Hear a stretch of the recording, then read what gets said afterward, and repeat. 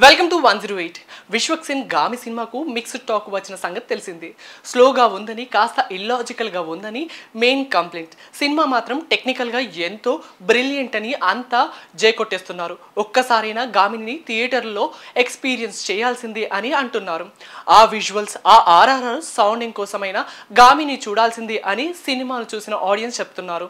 అయితే కొంతమంది మాత్రం డబ్బులు బొక్క అని పిచ్చి పిచ్చిగా రివ్యూలు చెప్తున్నారు. మెజారిటీ ప్రేక్షకులు మాత్రం గామికి ఓటేస్తున్నట్టుగా తెలుస్తుంది.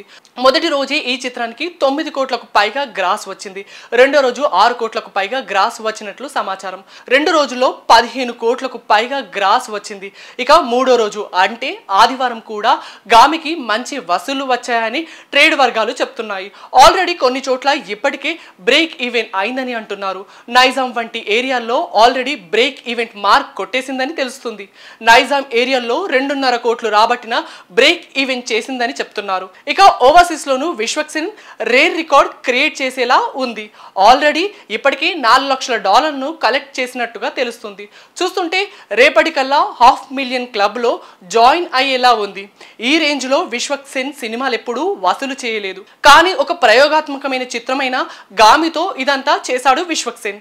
ఇంకొంచెం లాజికల్ గా, కాస్త వివరంగా చెప్పేలా సినిమాను తీసి ఉంటే గామి నెక్స్ట్ లెవెల్లో ఉండేదని కొందరి అభిప్రాయం. కొత్త టీం కలిసి టెక్నికల్ గా ఇంత తక్కువ బడ్జెట్ లో అంత క్వాలిటీతో సినిమాను ఎలా తీశారంటూ చాలా మంది ఆశ్చర్యం వ్యక్తం చేస్తున్నారు. దర్శకుడు విద్యాధర్ పేరు టాలీవుడ్ లో ఇకపై బాగానే వినిపించేలా ఉంది.